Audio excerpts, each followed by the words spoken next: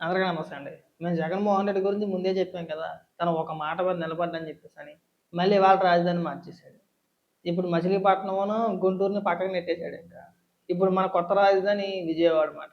ఇవాళ విజయవాడ గుర్తుకొచ్చింది అన్నకి. ఒకసారి ఏమని మాట్లాడుతున్నాడో వినిపిస్తా చూడండి. So called capital, so called రాజధాని చంద్రబాబు నాయుడు పక్కన ఉంటాడు.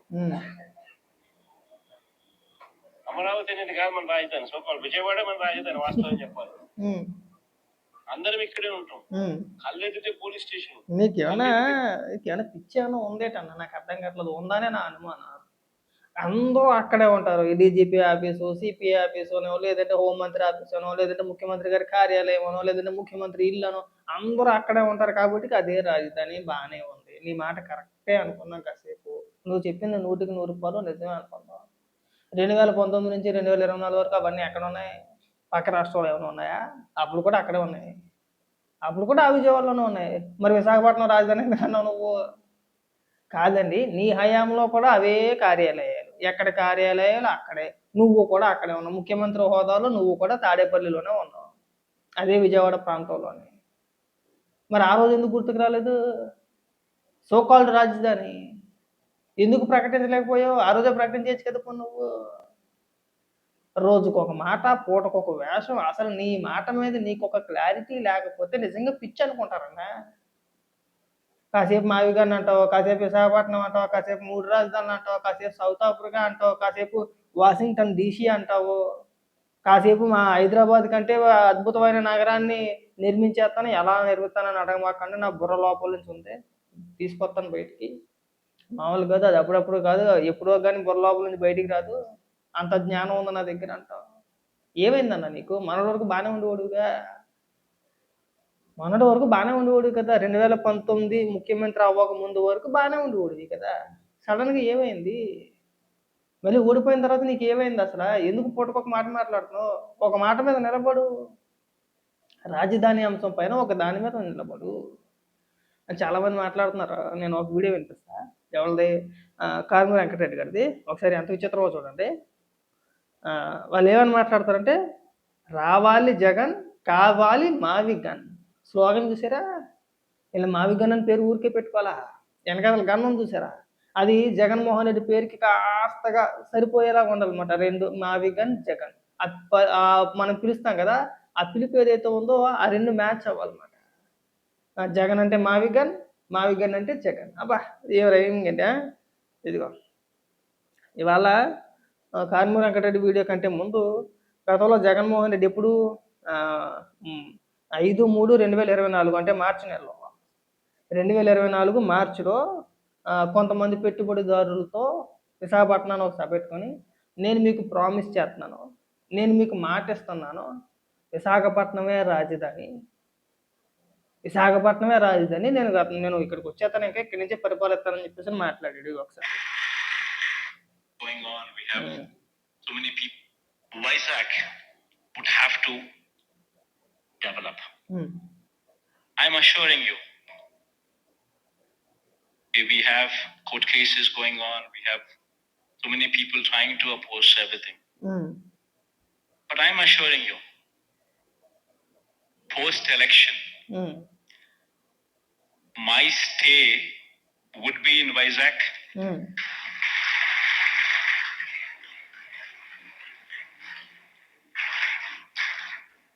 In fact, my swearing in ceremony also would be in Vizag. ఏమన్నది అర్థమైందా?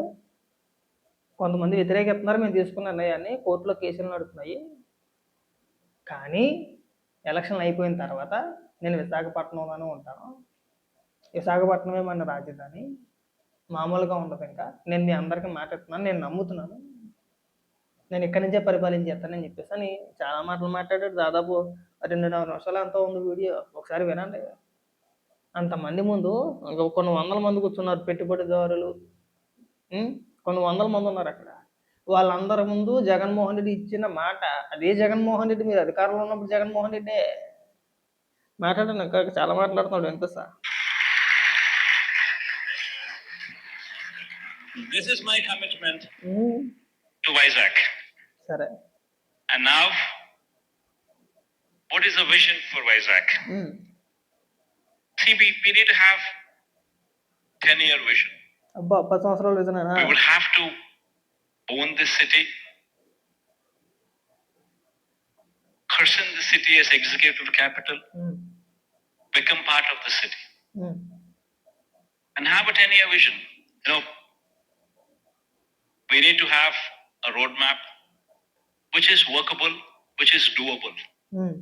It cannot be a roadmap where we just dream big but yet achieve nothing, because it is impractical. Not so. We need to have a practical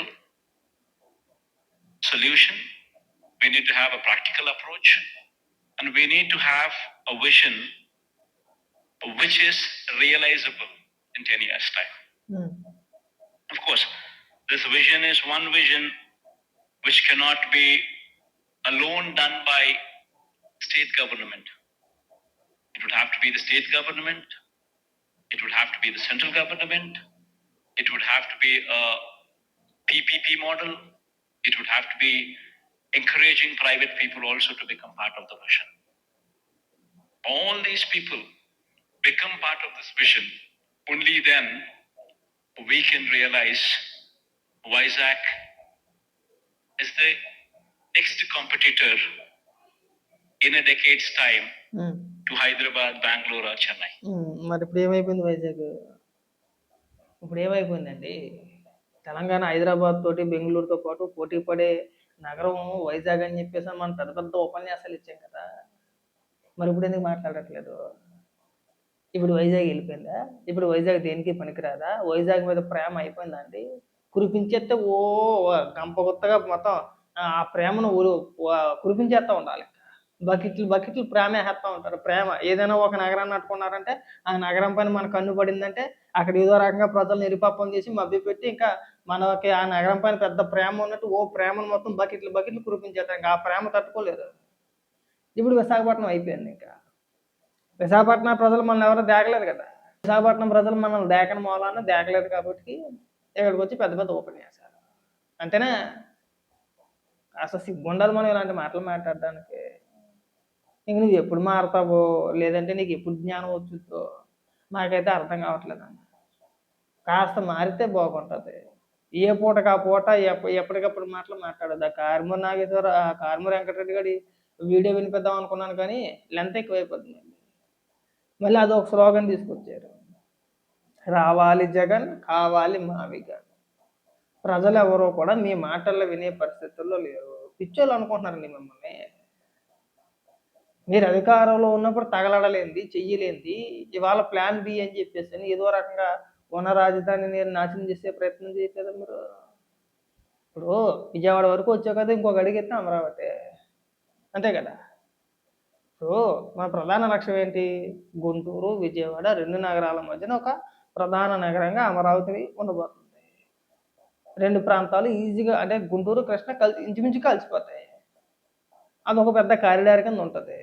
అది మనకి రాజధాని ప్రాంతం కింద ఉంటుంది. CRDA పరిధి ఎంత మేరకు ఉంది? నువ్వు చెప్పిన ఈ మావిగాని మచిలీపట్నం కావచ్చు, లేదంటే ఇంకోటి కావచ్చు, విజయవాడ కావచ్చు, గుంటూరు కావచ్చు, ఇవన్నీ కూడా సిఆర్డిఏ పరిధిలో ఉన్నాయి. ఇటు నూజివీడు దగ్గర నుంచి ఇటు గన్నవరం ఎయిర్పోర్ట్ కావచ్చు, ఈ సర్కిల్ అంతా కూడా సిఆర్డిఏ పరిధిలో ఉన్నది. ఇంక బొక్క మళ్ళీ నువ్వేంటి చెప్పేది మావిగాని అని చెప్పేసి అని.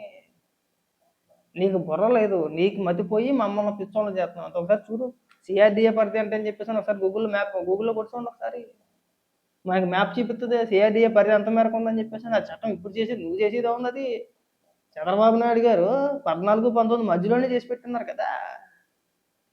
నీకంటే ముందే చంద్రబాబు నాయుడు గారు చేసి పెట్టున్నారు కదా సిఆర్డిఏ పరిధి ఇంత మేరకు ఉంది అని చెప్పేసి అని. ఇవి ఇంతవరకు సిఆర్డిఏ అని చెప్పేసి అని.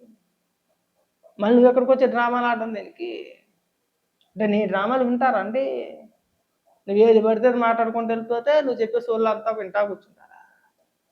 ఇంక వేరే పని ఏమి లేదా జనాలకి? నువ్వు ఎక్కడైనా సరే ఇలాంటి పిచ్చ మాటలు మానుకోకపోతే నీకే నష్టం. మీరు ఏదో అనుకుంటున్నారేమో, మనకి మన గురువులు ఉన్నారు కదా, మనం ఏం చెప్పినా కానీ సోషల్ మీడియాలో భజన చేస్తున్నారు అనుకుంటున్నారేమో మీరు. ప్రజలు మీ మాటలు నమ్మట్లేదు. ప్రజలు ఎవ్వరూ కూడా మీ మాటలు నమ్మడం లేదు. అది తెలుసుకోవాలి మీరు. ఒకసారి గతంలో ఏం మాట్లాడారో ఇప్పుడు ఏం మాట్లాడుతున్నారో నెట్లో అలా కొడితే వచ్చేస్తున్నాయి, గూగుల్లో కొడితే వచ్చేస్తున్నాయి కదా. తెలీదా? ఆ మాత్రం తెలివి లేదా మీకు కూడా? ఇప్పటికైనా సరే ఏదో ఒక మాట మీద ఉండండి. అమరావతికి వ్యతిరేకం అని చెప్పేసి క్లియర్గా చెప్పేసారు, అదే మాట మీద ఉండండి. మీరు మావిగాని అన్నారు, మావిగాని మీద ఉండండి, మళ్ళీ విజయవాడ దాకా ఎందుకు వచ్చేసారు? ఇంక రేపు పొద్దున ఇంకొక అడుగు వేసి ఇంక వెళ్ళిపోతాడు అక్కడికి, తాడేపల్లి అలాగా శుభ్రంగా, లేదంటే కృష్ణాపాలెమో ఇంకోటో చక్కగా అమరావతి ప్రాంతంలోకి వెళ్ళిపోయి ఇది నేనే చేశాను అంటాడు. ఇంకా ఇంక ఈ పిచ్చి మాటలు మానేస్తే బాగుంటుంది అన్న.